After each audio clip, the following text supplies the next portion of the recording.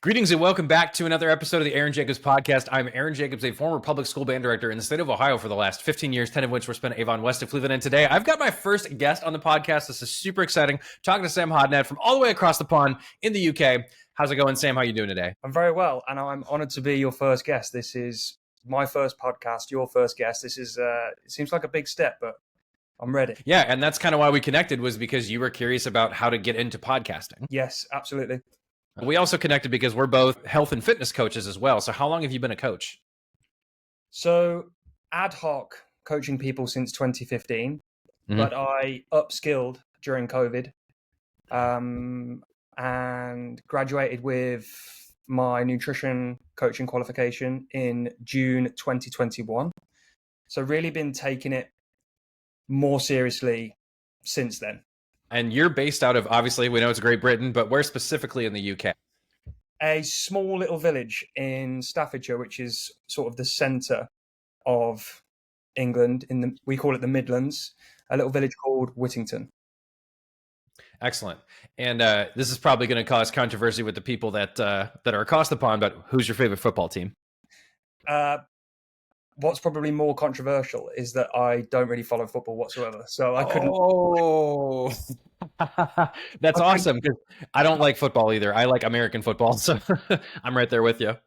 I couldn't answer that conversation with enough diction to be like, yeah, I follow football passionately enough. So I've probably watched more American football recently than I've watched any amount of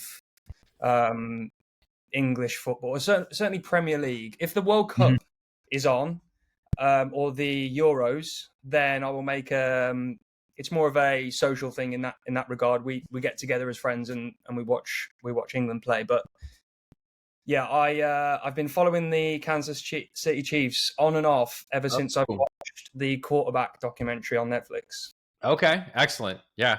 I mean, yeah, Patrick Mahomes is kind of the guy in the league right now for sure. So that's a good one to follow if you're international.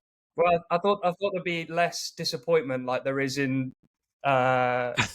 English football if you just follow someone because they're local to your area.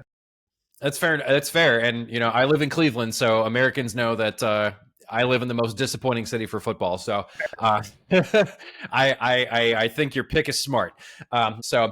Since you're also a fitness nutrition coach, who are your typical clients that you work with? So broadly speaking, most individuals that come to me are looking for either a body compositional change, whether that be muscle gain or fat loss, but also just trying to avoid fleeting or changing levels of energy throughout the day, which is a big challenge that I see with people. And I like to say that I offer a more of a holistic, so rather than just say, it's fat loss or muscle gain, I like to dig a little bit deeper than that and try and build some autonomy with the individual's food choices. And I think one of the things that came up in our conversations as we were just talking podcasting that was really interesting was I think we have a lot of common values and parallels with how we coach people, and the diving deeper and not writing a meal plan for someone like that saves us obviously a lot of time as coaches, but also works with what people already enjoy, which means they're more likely to sustain it after they're done with a deep dive coaching experience. Is that fair to say? It is. However, what I like to do with the nutrition coaching, like part of the process for me, is sometimes people need some sort of immediate direction. And sometimes giving them a completely new approach to follow, you may be setting them up to fail depending on sort of where they are. So I will typically take an individual's existing food diary and I will remove some of the bottlenecks or change some of the key areas where I think we could make a big difference. And then they've got a plan to follow that they know they can adhere to because we've only made a few changes, and we will get some very quick wins, and they will start to trust the entire process without overwhelming them from the get-go, which is an unfortunate part of people picking up sort of new potentially fad diets or overly restrictive diets. And I'm trying to sort of bridge the gap between the best diet in the world versus where they currently are. It's definitely where I like to go as well. It's how I live my life too, and it's a very, very approachable way, and it creates these things that I like to refer to my program as mastery experiences. Like you said, the quick wins, like people start to feel like they have a real possibility of making big change in their lives, and so they're motivated to continue to adhere to a process that's going to help them. Yeah, you want confidence in what you're doing, and then you want to see the like sometimes if you don't set goals that are, or have some sort of measure of success that's near enough, then the confidence and the trust in the process just falls off, and the adherence just falls off, and then it's just a vicious cycle then, because I'm not seeing the results. Yeah, but there's no adherence. Yeah, but and then it's just like, you know, where'd you put a pin in it? So I think just scaling it back, giving them something that is enjoyable, sustainable, and as I said, eliminating that overwhelm. So like, if for God forbid they do have a what I sometimes refer to as a wobble, getting back on track is not a million miles off. Whereas someone who's maybe adhering to a protocol that's really strict, or they've only got a handful of options that they can go to, it's like there's an element of this black and white thinking that is in the industry, where it's all or nothing. It's this really restrictive approach, or nothing at all, and I think that is quite a destructive way of looking at nutrition. I would agree, because I think most people just need help mastering the basics, and we're trying to have them jump from essentially like someone who's never worked out before. I have someone that I have a couple people that I've just onboarded recently that are very inexperienced with weights and weight training, and like taking them from, you know, that like never moving a weight all the way to like a professional athlete. Like that's just not, it's not a reasonable leap. It's not sustainable. So Yeah, I it's 100% agree. a good analogy, and you mentioned the training, is squats and barbell movements look fantastic when they're performed well with great technique. And so if you're new to training and you've seen somebody in amazing shape doing it with an amazing technique, you immediately think that that's what you should be doing straight away to get amazing results. And there's levels to it, and there's no reason why we can't be doing squats at some point, but doing them in that way, or comparing yourself to that athlete or influencer at this point, is just a futile attempt at trying to start your journey. I would definitely agree, and that puts people in some very precarious movement patterns that they're not used to, and you know, increasing the risk of injury is just not something I'm interested in, certainly for myself and my clients. So we've talked a little bit about your coaching process and what you're doing now, but you mentioned you have done some other things outside of fitness and nutrition coaching, entrepreneurially or otherwise. So what other things have you done professionally outside of fitness? So another aspect of what I do in another business that I run is essentially like a full turnkey media business, which started in the fitness space and has sort of moved gradually out and expanded just through word of mouth. I've never advertised or done any paid advertising for that, so it's been quite like an organic way of growing. But anything from photography, videography, social media management, specifically Instagram, is sort of where that business focuses most of its efforts at the moment. Awesome. Yeah, and that'll be, you know, very handy as you build out your coaching as well. So what are your thoughts? I think we've already touched on this a little bit. So, and I think we have some similar thoughts on this. What are your thoughts on the use of processed foods in people's diets?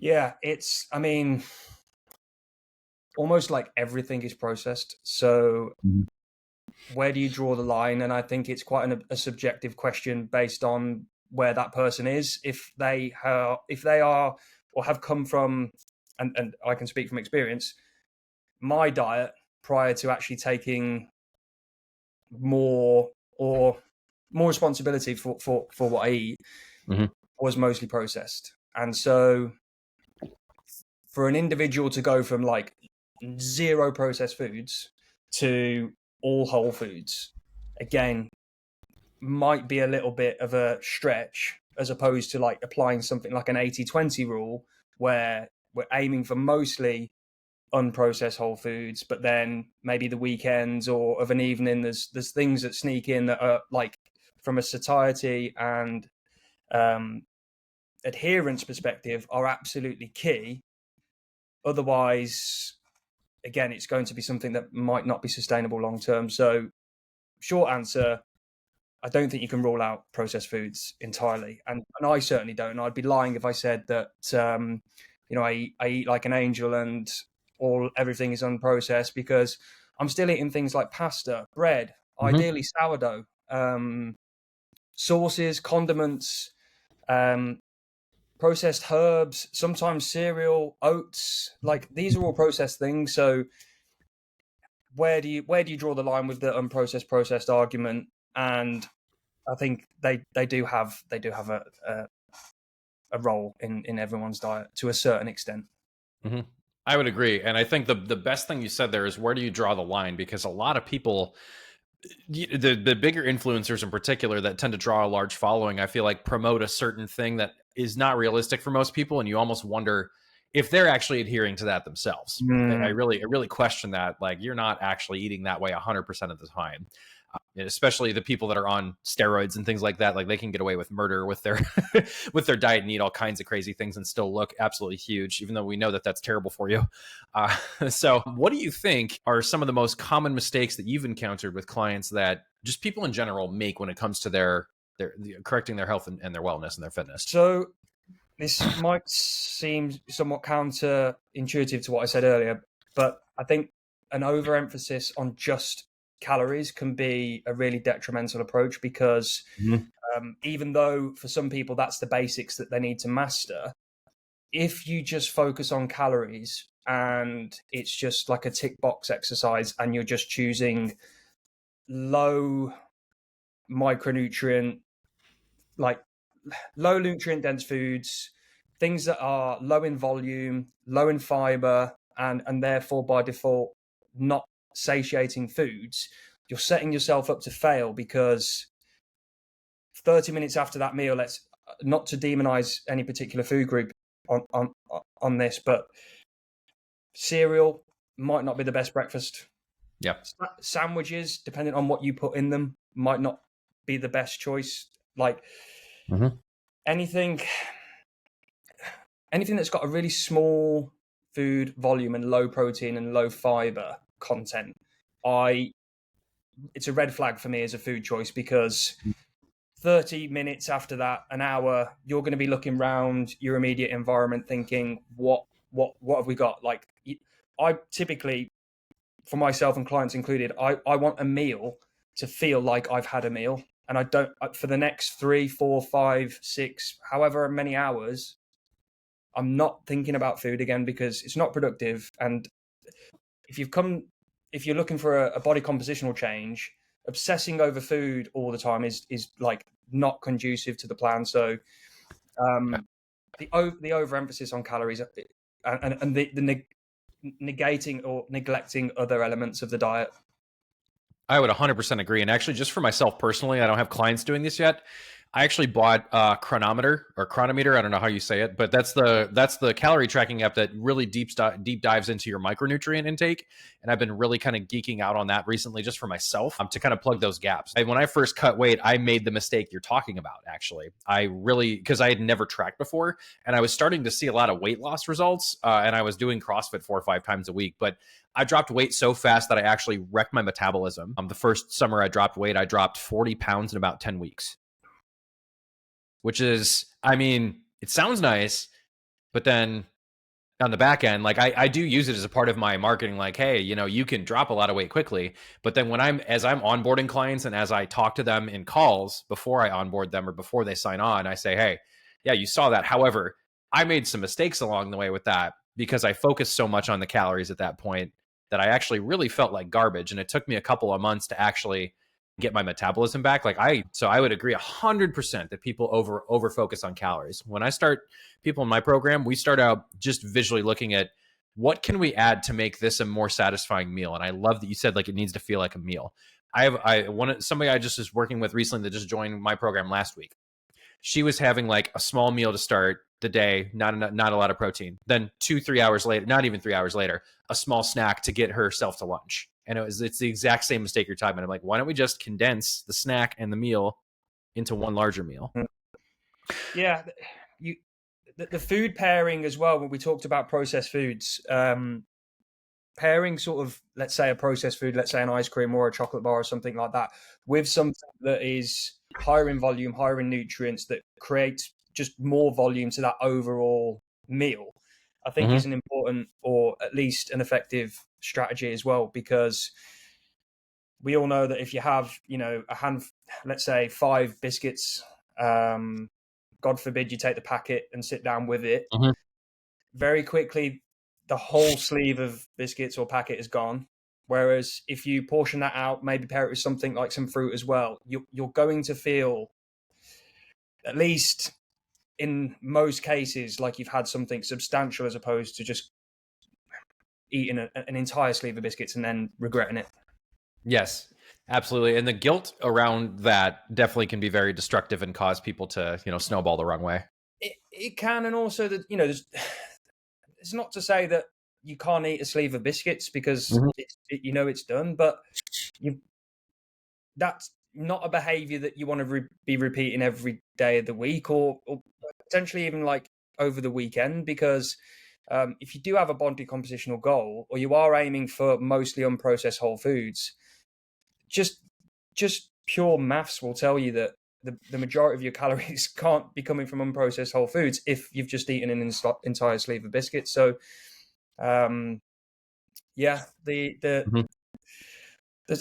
there's tons of stuff we can go into. Like one thing that just came into my head about mistakes is people don't seem to have or at least when they come on board with me as a client, is just thinking ahead at their week and actually putting a plan in place around the meals that they want, and ensuring that it actually makes sense from a time perspective, a work perspective, commitments perspective.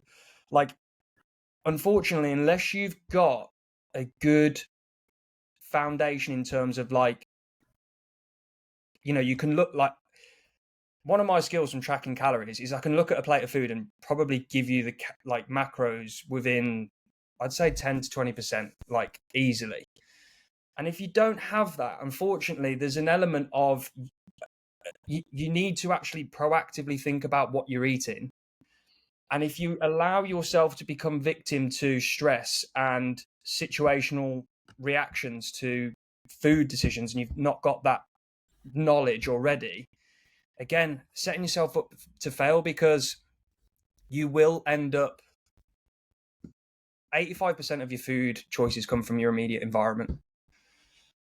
And so if you've not already got that environment set up with a food plan, with the shopping in the house, maybe you do some meal prep. I'm not a massive fan of meal prep. I like cooking fresh, and sometimes I'll cook an extra portion of whatever. But if you don't have that food environment set up by some sort of,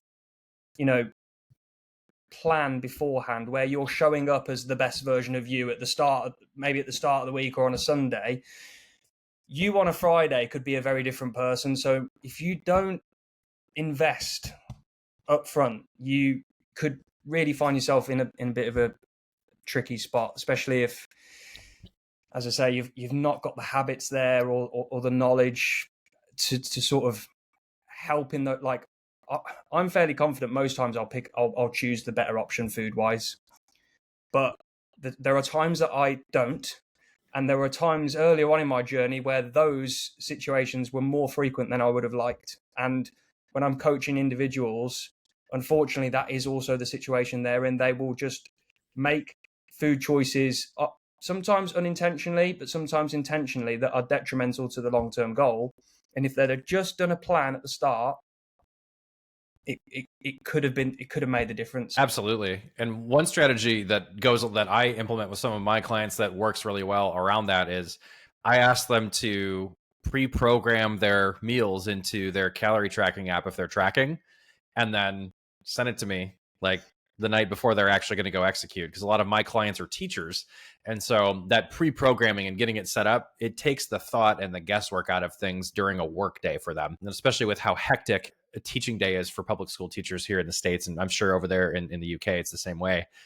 Having that thought process just taken care of the night before. I mean, you could be sitting around watching the Kansas City Chiefs the night before, and like just input your food while you're watching the football game. Like you can portion it out there, like do it on a commercial break. That there's ways to integrate these behaviors into your life. And it's been interesting that a lot of my coaching has not just been about what to add in to help people's diets be more nutrient dense and be more appealing to them, but it's also about how to implement the behaviors. It's like a huge part of things, and how to build habits. And even a couple of my clients I've worked on, like, to manage hunger, you need to eat at a consistent time, and you're letting your schedule and your kids eating something just kind of run that for you, rather than having a set schedule. And so I've got her specifically like, okay, pay attention to when you're hungry, and let's try to settle on, over the course of your time with me, let's settle on within an hour each day when you want your meals to be, and then aim to do that even on days where you are not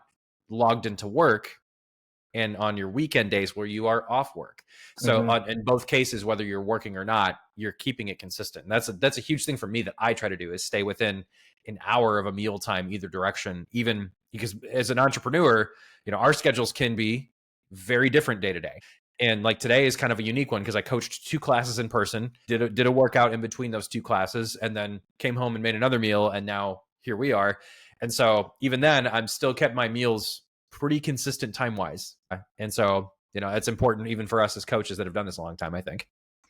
Yeah, I think we take it for granted as well. I think, we certainly, you mentioning that there is like, my eating times are super consistent, and it's just not something that I think about anymore, because it's just like, it's habitual, and it does have a massive impact in sort of your hunger levels, and just on hunger levels as well. I think you mentioned settling on a specific time, and I do genuinely think that it's not for everybody, but just as a test, I think it's important that people do try some form of fasting protocol, so they can actually experience what real hunger feels like, as opposed to like little dopamine triggers around the home, or walking past a bakery. Or that's not hunger. That's your dopamine system on autopilot, like giving you a spike of dopamine and trying to get you to participate in that activity that it remembers. Last time the donut tasted so good, it's like, remember me. Whereas true hunger, I think, not to starve yourself, but I think fasting actually just gives you a different perspective, and can sort of maybe take you out of the loop of just, again, reacting to your environment when it comes to food choices. I love that. And I at one point had experimented with intermittent fasting for myself, before I really knew what I was doing with how to actually have a really sustainable and nourishing diet. And so I associated some not so great feelings for myself with that, but understanding it in that context, and now that I understand my own hunger cues, I could see a world where this would be a great thing for some of my clients who may have some compulsive desire to reach for something when it's not necessarily a part of the plan that supports the goals. That's a very good point about intermittent fasting. It's one of those things that, like, I think a lot of coaches say everybody should track calories for a short amount of time, at least, just to understand what that looks like, and get to the point where, like you said, visually you can look at a plate and you can get it within 10 or 20% of the calories. I am also the same way, which is why I love to coach people through pictures. Like, I can say, hey, probably not enough chicken there for the protein, and boy, how much dressing did you use there? How much peanut butter was that? Right? So like those things, like, you develop the skill to be more efficient at it over time. And same thing's true with hunger. It's in recognizing that cue is a bit of a skill in the modern world, because of how much we're bombarded with advertising, dopamine hits that lead into some of those craving indulgences. Absolutely. Yeah. I think a lot of, when I've mentioned fasting to people who have never even considered it, it kind of scares them. They think there's absolutely no way that I could go that long without eating. There's no categorically no way that I could do that. Like, I have to have this, I have to have that. you need to challenge your beliefs as well. Like that's a key part of growth. And so fasting has a ton of benefits. Like it's not reversing aging or curing cancer, but Right. there's a ton of benefits, and at the bottom end, a great way of reducing overall calorie intake. But I do think there's such a huge amount of value to be found in just using it to push yourself out of your comfort zone a little bit and actually discover what, as we said, true hunger is like. And for the people that do say, oh, there's no way, that you are the person that needs to do it the most. Absolutely. Generally speaking, like the more resistant you are to something, the more you probably need to do that thing. All right. It's the work that you're not doing that holds you back. I think somebody that we both know and appreciate, Dan Martell, I think says that something to that effect pretty frequently, and I think we would agree with that statement. Yeah, there's another slight change in that phrase as well. I think Chris Williamson uses it in his podcast quite a bit, and it's like the growth is in the work that you're avoiding, and I think it is so true. And you do, guilty of it myself, sort of shy away from those or the challenging work, shall I say. Yeah.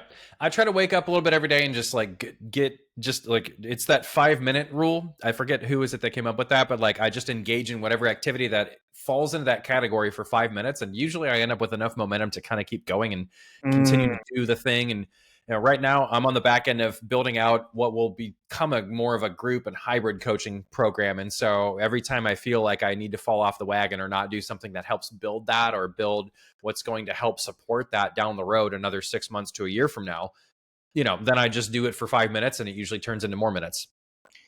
Yeah, it's it's a way of making like a bit of a small sort of lie to yourself, just so you can get over that initial resistance to starting something. And like it literally works for everything, because showing up is literally the hardest bit.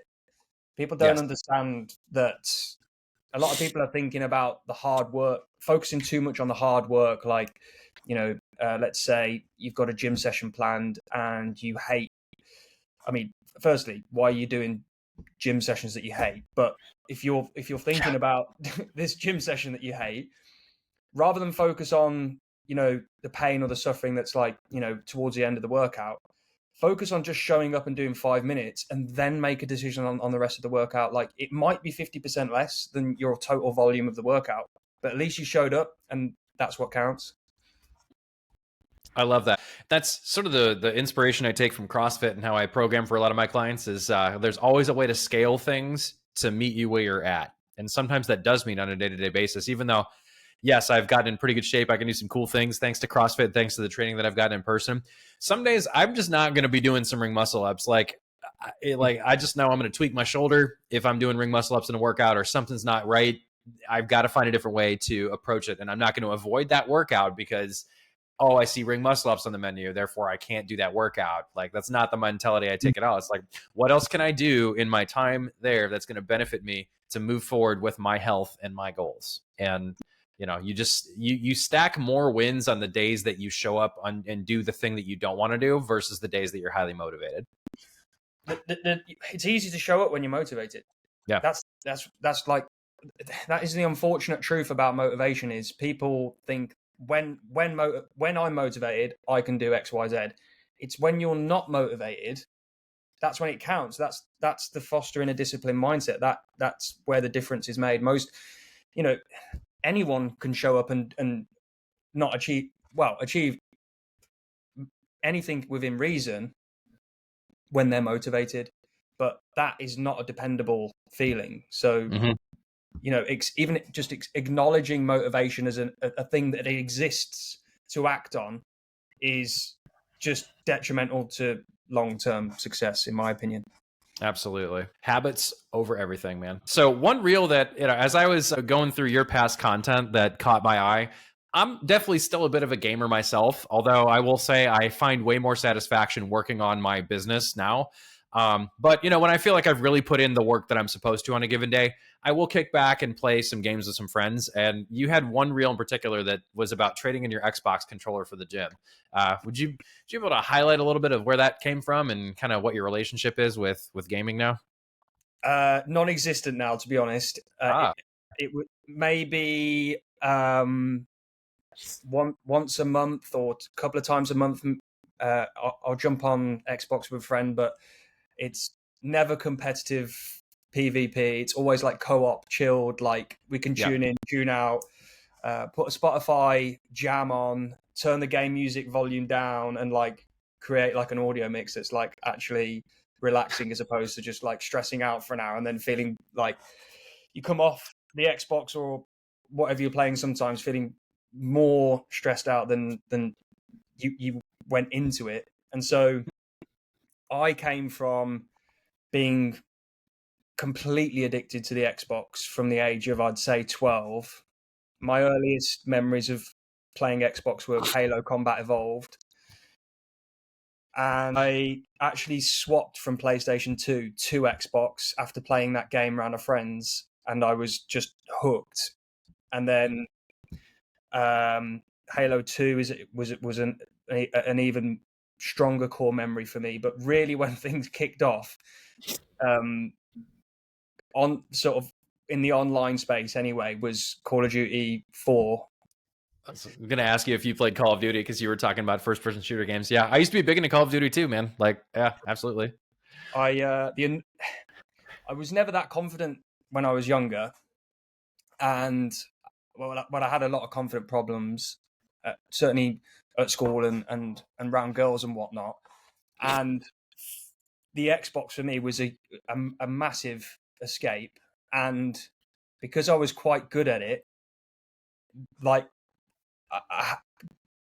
it was almost like my realm. Like I felt like quite powerful, like with my headset on and with an Xbox controller, like in my room. Yeah. And I remember thinking to myself, "There's no way I'm ever stopping doing this. I'm never getting bored of this." I actually remember saying to myself, like, "There's no way that I would never not like this." And I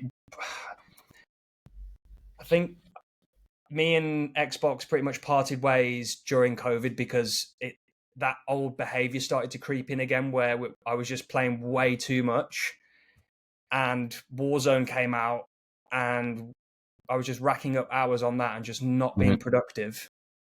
And so, yeah, I don't know what the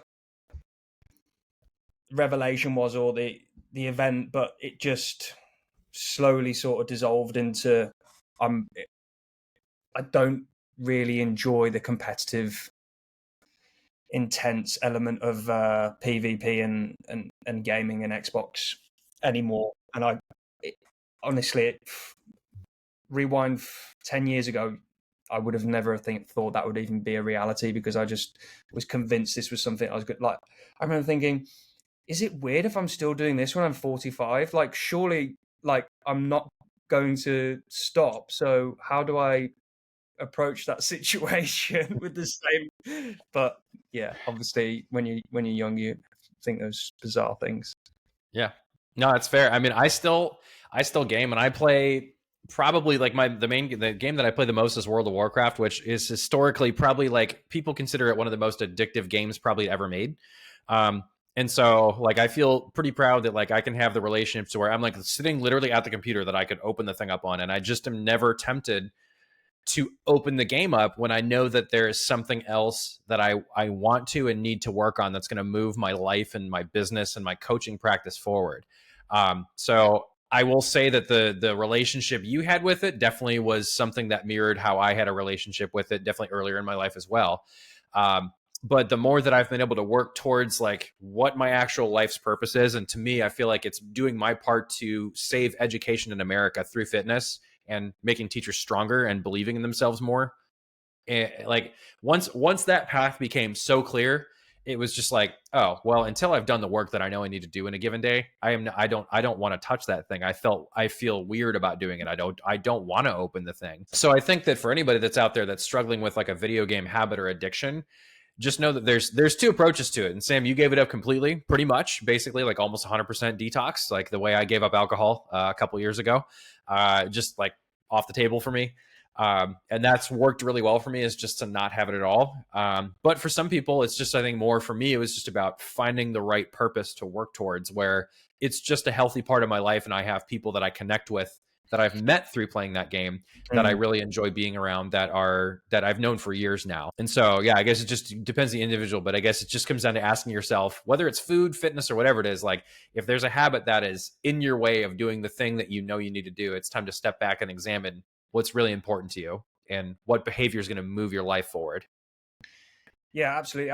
I think you hit on a good point with it being largely individual. Don't get me wrong. If I had more of the people in my circle that would be still interested in that sort of setup, like jumping on a co-op campaign, like as we've gotten older, it's not just me that's and you that's gamed less. It's just sort of mostly the natural order of things as people move out and get families, and they haven't got the latest next gen console, and maybe the Xbox is being used as the Netflix provider in the living room, and so like there's loads of different things, and so I only really have like a very small handful of friends that I actually will jump on. So for that, probably that reason, just as much as just not, as you said, not wanting to touch it if you've got so much going on.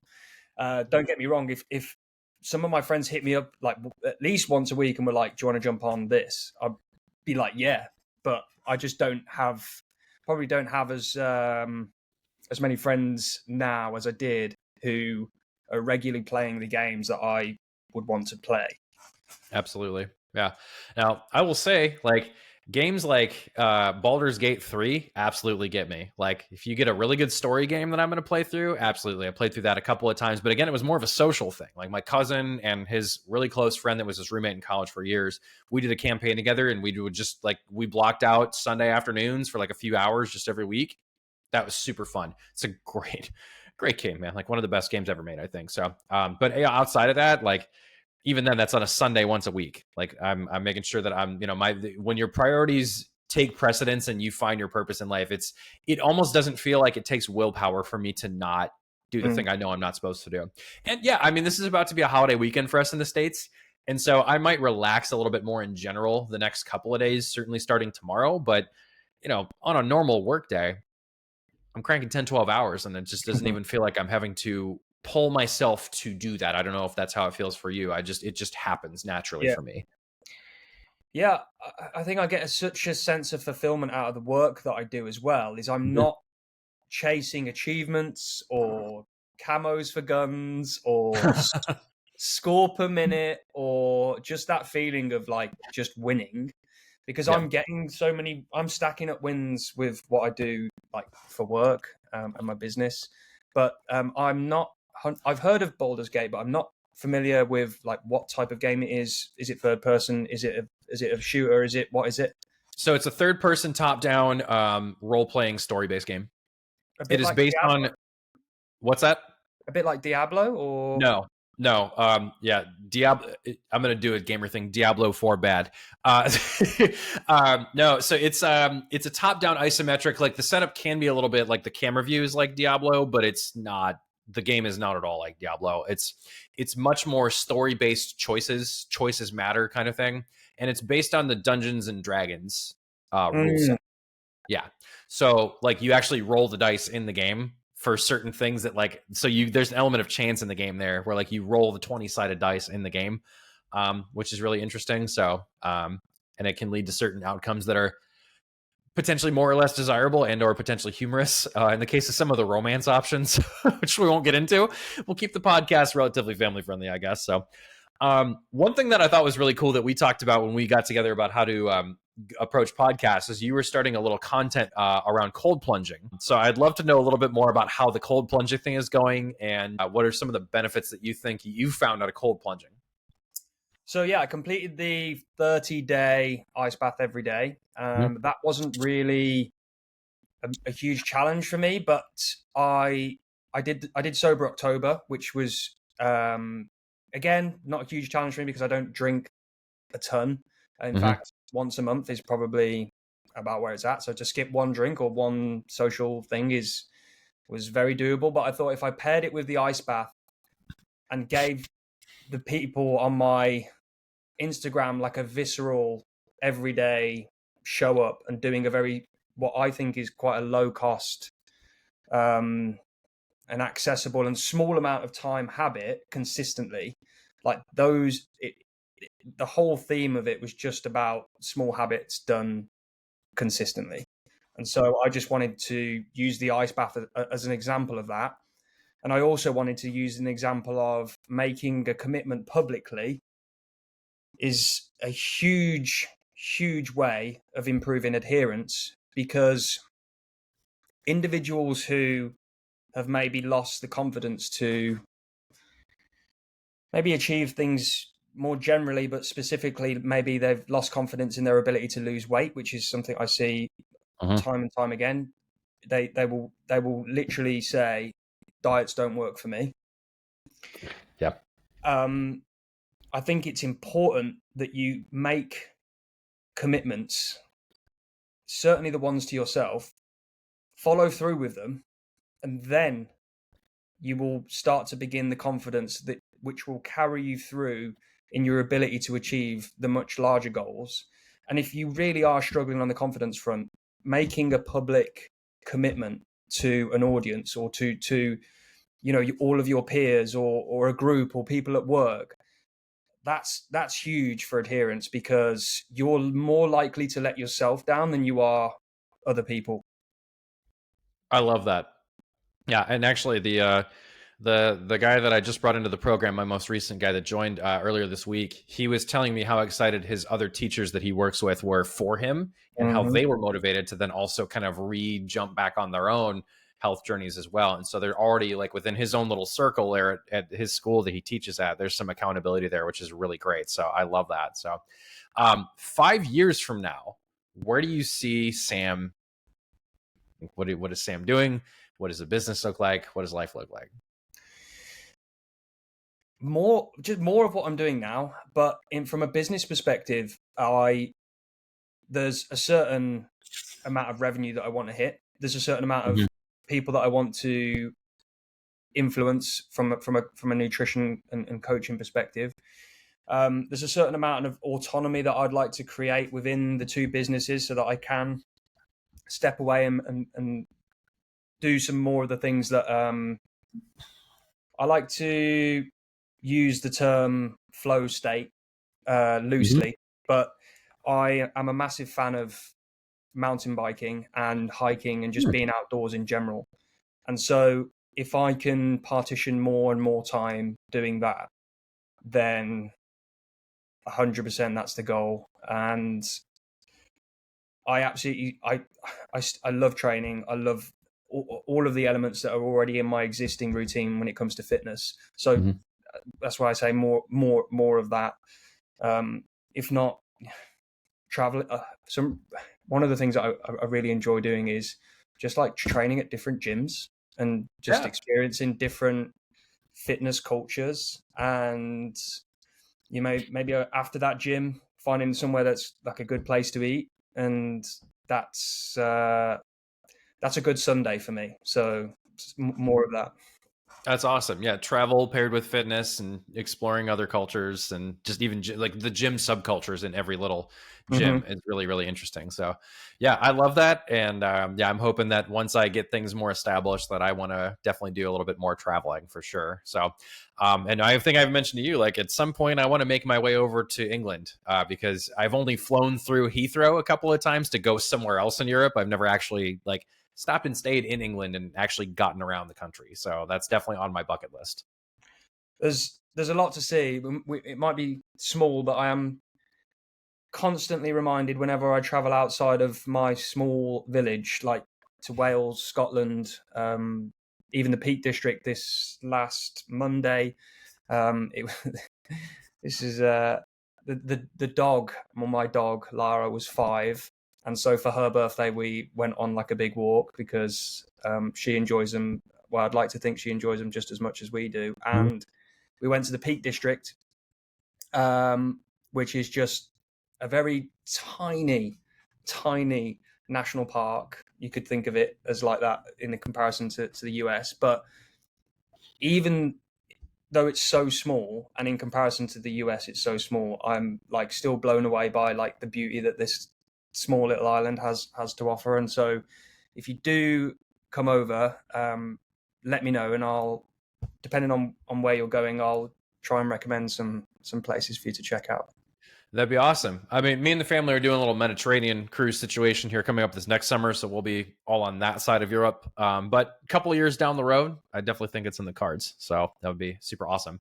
And then for a little fun way to close things out, if you can think of any. So I always love they feel unique and unfamiliar to me, but all of the different words that you guys use over there that mean something completely different in the States. And there are times where I hear people from the UK say a sentence and it sounds like we're not speaking the same language, and I just laugh. I guess hit me. Let's just see if you can hit me with some slang, and let's see if I can figure out what it means. And I'm okay batting 0 for 10 if I don't know any of them. We'll just see what I can come up with. Okay, I'm just going to hold my hands up now and admit that I've had to Google some British slang terms because I just don't use. If I use them, I'm using them because I'm so used to them that I'm just no longer considering them as slang. And so when you said think of slang, it's just nothing's really coming to. It's just part of the vernacular, yeah. But there are already things that like today, like there are things that like you guys love to say the phrase straight away over there. We never use straight away in the context you guys do, or like XYZ. Like we say XYZ over here, and so every time I hear that, I'm like, yep, that's a little difference. I've got some good ones in front of me. Okay, yeah, I'm gonna get so stumped. Okay, we're gonna start. They actually this list has that's been generated. It almost becomes progressively harder. So we'll start with some easy ones, which is all right. All right, that just means okay, I guess. There's almost, well, yes, it does, but there are in British slang there's like a multiple like meanings for it. Yeah. So all right might be like we would probably say, are you all right? But if you just say all right, it's like a common greeting like, hey, all right? Oh yes, okay, that makes sense. All right, yeah. Now that one's hitting my memory there. Okay, I got it. Yeah. In it. Isn't it? Yes, correct. Okay. Heard that I've seen enough films with British actors with that one used where I like, okay, I think I got that one. Scran. Scram? SCRAN. Is that just leave quickly? Yes, but also means something else. I'm not going to get to something else. So you might in some areas of the UK, specifically areas like Liverpool, scran would mean like food. So let's get some scran. It means I guess get some food. Oh man, I've never heard that. Okay, if this is getting harder from here, I'm about to look really stupid. This is gonna be awesome. Let's get it back a little bit. Quid. Oh, that's money. Yes. I've watched enough Gordon Ramsay that I know that one. Chippy. Chippy. I mean, does that mean that things are getting a little bit tense? You more likely than not, people, if they were saying chippy, they'd be referring to fish and chips as like as a meal. Like, should we get a chippy? Should we get a chippy? Okay, all right, I'll remember that one. Skint. Okay. Oh my god. Is that SKINT? Yes. Oh my gosh, I have no clue. Skint. I have to come up with a guess too. Does that mean like a very small amount? Ooh, that's pretty close. But it means like you've got no money. Oh, Like Okay. I'm skint. I can't pay for that. I'm skint. Okay. That one Like I might not remember. I'm not partaking in Black Friday. I'm skint. Okay. Got it. Yeah. Thank you for using it in a sentence, by the way. This is like the spelling bee. Faff Faff. Oh, my God. I've never heard that one. with Spell two that? F Two A F. F F. Oh, my God. Is that like how we would say maybe in the States, like it's fluff, like it's just kind of extra and not important? Yes, very close meaning, but when we say it, we mean it to waste time. Okay. So like it's extra time, like you're faffing around, like stop faffing, or it's just extra. That's just extra faff. Oh man, I can't wait to use that on my American family and friends and have them think and be so confused. I love that one. I love that one actually. I want to use that one now. So Another one, graft. graft. I mean, there's a very obvious thing that you could say like graft, like you like you implement something into something else.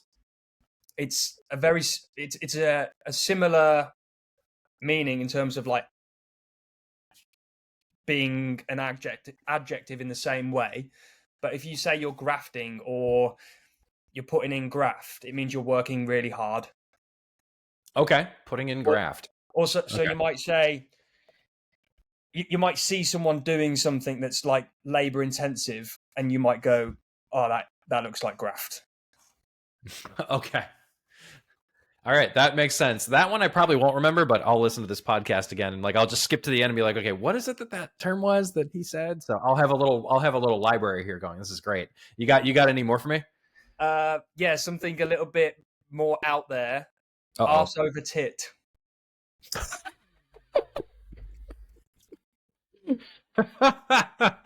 Can you say that one more time, please? I just loved the way that was said. I don't even know what the hell that means, but it just sounds awesome. Arse over tit. I